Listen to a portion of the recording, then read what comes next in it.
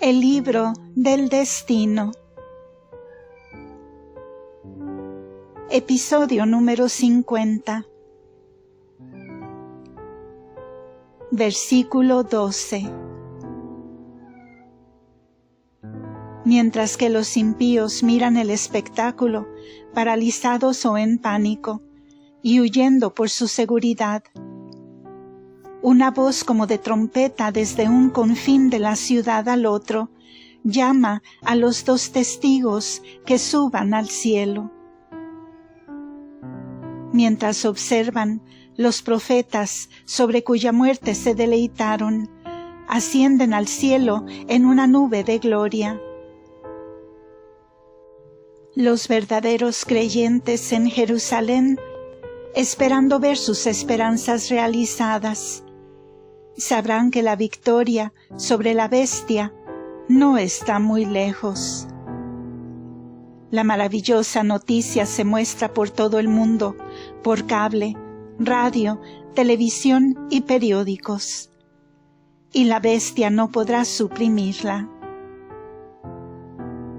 Los profetas son hechos como Cristo en todas las cosas, y sus milagros serán mayores que los de Él. Y así ascienden al cielo a la vista de sus amigos y enemigos. Cristo resucitó sin ser visto y ascendió en la presencia sola de sus discípulos. Los profetas, pues, anticipan la resurrección general como una recompensa por su fidelidad durante la vida, cuando la mayoría siguieron al mal, y por sus labores y penitencia durante esta última estancia en la tierra. Serán una prueba manifiesta de la resurrección de todos los hombres.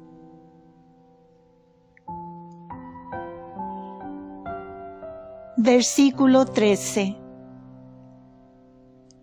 Mientras que los habitantes de Jerusalén están de pie, paralizados con la glorificación y ascensión de los dos profetas, un terrible terremoto sacude a la ciudad. Las paredes de los edificios caen y aplastan a los enemigos de Dios. El vidente emplea el número redondo de 7,000. Hubo un terremoto durante la muerte de Cristo y en su resurrección, pero no se reportaron muertes. Tal vez no todos y cada uno de los enemigos de Dios en Jerusalén vaya a morir con el terremoto, pero aquellos que queden no tendrán más una voz para gobernar la ciudad. El terremoto y la resurrección y ascensión de los dos profetas convertirán a muchos. Será una conversión nacida del miedo. Las revoluciones y los derrocamientos de gobiernos también son llamados terremotos en la dicción profética. Los ciudadanos pueden entonces a la vez rebelarse contra el anticristo, que probablemente esté ausente, y juzgarán y ejecutarán a todos sus oficiales y a aquellos que ayudaron a asesinar a los dos profetas, y a muchos católicos. Solo un porcentaje de la ciudad cae, pero el trono del anticristo cae con ella. De los eventos relatados en este versículo podemos deducir que los 42 meses, los 1260 días, y el tiempo y tiempos y la mitad de un tiempo serán el mismo periodo idéntico. Los ciudadanos de Jerusalén son convertidos en la resurrección de los dos testigos. Ahora, tras esta conversión, los paganos seguramente ya no pisotearán la ciudad. Es por tanto lógico suponer que el imperio del Anticristo será preparado antes del comienzo de los 42 meses, y que la medición del santuario y también la batalla en el cielo del capítulo 12, versículo 7, tomará lugar durante ese tiempo. Babilonia por igual habría sido construida. Esto requeriría un periodo mayor de crecimiento y evolución que 3 años y medio. El Anticristo estará muy ocupado tras la muerte de los 2 profetas para mostrarse en todas sus ciudades principales, demostrando la superioridad de su poder sobre la de ellos y corroborando su muerte por sus manos. En su jactancia alabará la facilidad con que triunfó sobre ellos y se esforzará por justificar su acto. Le asegurará al mundo que ha quedado libre de la actividad malévola de los testigos por su poder supremo. En medio de su jactancia llegará la terrible noticia de su resurrección y ascensión al cielo, del terremoto que mató a 7,000 de sus seguidores y de la revuelta contra él. Con estas noticias y con la sugerencia del demonio, probablemente trasladará la sede de su imperio a otra ciudad, que será entonces llamada la Gran Ciudad. Muchas profecías en el Antiguo Testamento revelan la conversión final de los judíos a Jesucristo. Y San Pablo confirma esa interpretación de las profecías en la epístola a los Romanos. Isaías dice que habrá un segundo regreso de los judíos tras su dispersión y conversión final al Mesías. Describe su regreso como uno triunfante, no de Babilonia, sino de todas partes del mundo. Y agrega, los enemigos de Judá perecerán. Retoma el mismo tema en el capítulo 49, diciendo que el Salvador convertirá a Jacob, pero que Jacob debe aguardar su momento hasta que sea aceptable a Dios. Todo el mundo entonces será convertido a la gloria de Jacob. La profecía del capítulo 49 no fue cumplida en el regreso de Babilonia, ni tampoco en los tiempos cristianos, aunque muchos judíos fueron convertidos en los primeros siglos y muchos otra vez por San Vicente Ferrer. Los judíos han sido estériles porque repudiaron a Cristo. En el capítulo 59, Isaías una vez más habla sobre una conversión completa de los judíos y de sus estándares morales en tiempos cristianos, hasta los tiempos presentes. El capítulo 50, del 1 al 7, ha sido tradicionalmente aplicado por la Iglesia a la Epifanía, pero el lenguaje de todo el capítulo arguye por un cumplimiento más extenso de la profecía que en la Epifanía. El contexto revela una exaltación mucho más conspicua de Jerusalén que ninguna otra en su historia pasada. Esta exaltación será duradera. En el versículo 11 dice, «Tus puertas estarán siempre abiertas, no se cerrarán ni de día ni de noche, para introducir en ti las riquezas de los gentiles». Y en el versículo 14, «Vendrán a ti encorvados los hijos de los que te humillaron, y se postrarán a las plantas de tus pies todos los que te despreciaron, y te llamarán ciudad de Yahvé, Sión del Santo de Israel. Y en el versículo 15, haré que seas la gloria de los siglos. Y en el versículo 22, yo, Yahvé, haré súbitamente todo esto a su tiempo. Sofonías también dice sobre este evento: Yahvé ha apartado tus castigos. He aquí que en aquel tiempo acabaré con todos tus opresores. Esto apunta a los 7,000 muertos.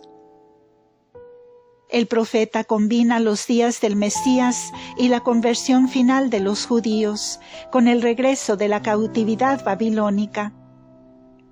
Isaías finalmente confirma la promesa del Señor con una promesa que todas estas predicciones serán cumplidas y que Jerusalén será llamada por un nuevo nombre. Y esto no será el regreso de Babilonia, porque esta profecía de la perfecta restauración será escuchada hasta los confines de la tierra, con una segunda liberación que es el cumplimiento final de todas las esperanzas de Israel.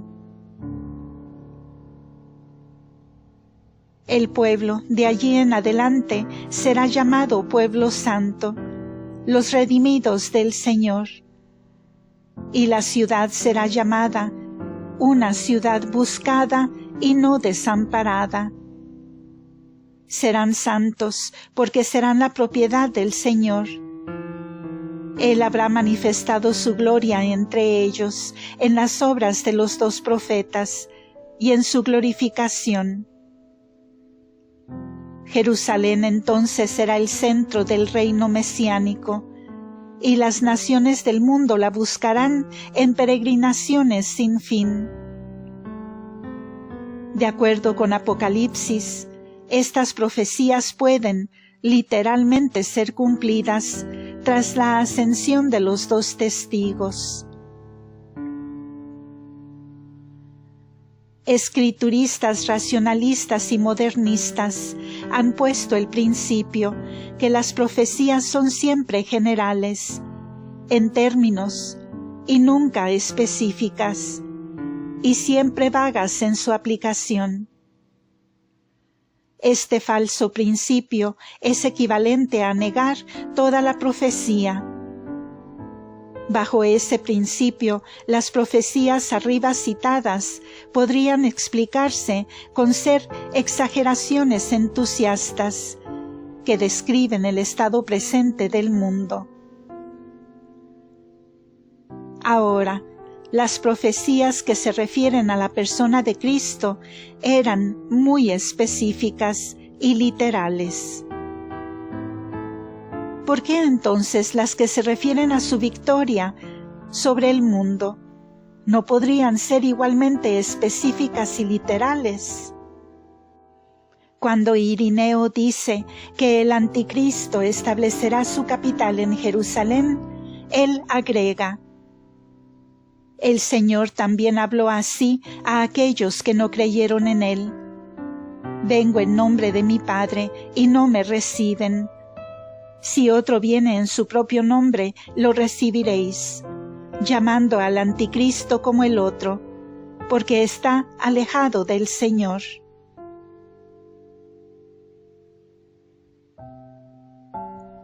Número 3. El tercer ay y la victoria de Cristo anunciada. La séptima trompeta. Versículos 14 al último. Versículo 14. El segundo ay se completa con la ascensión de los 2 testigos, la consecuente muerte de sus enemigos y la conversión de Jerusalén. El primer ay azotó a aquellos que no tenían la señal de Dios sobre sus frentes, mientras que el segundo afligió a toda la gente del mundo. El tercer ay descenderá directamente sobre los seguidores de la bestia, aunque indirectamente ocasione que los buenos sufran también. El tercer ay comenzará en el capítulo 16.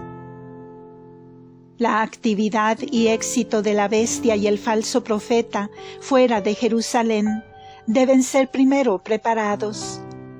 Después de que el juicio sobre la Iglesia y su conflicto con Satanás haya sido descrito. De allí la profecía narra la derrota y aniquilación de todas las fuerzas del mal. El Apocalipsis está escrito en forma dramática perfecta, lo que muestra los varios actos y escenas del conflicto entre las fuerzas del mal y las del bien, que finalmente convergen en la victoria del Cordero. Versículo 15.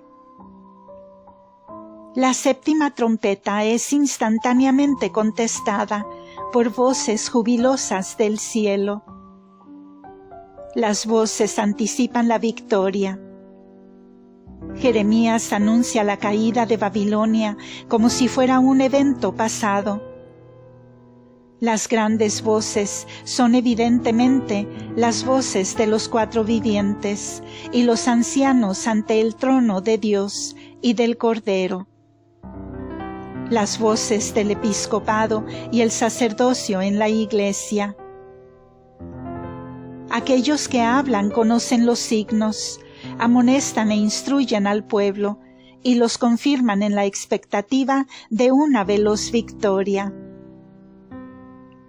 Son grandes voces, voces que serán escuchadas por todo lugar, voces de autoridad, voces en las cuales los fieles pueden confiar. Anuncian la victoria de antemano con positiva certeza.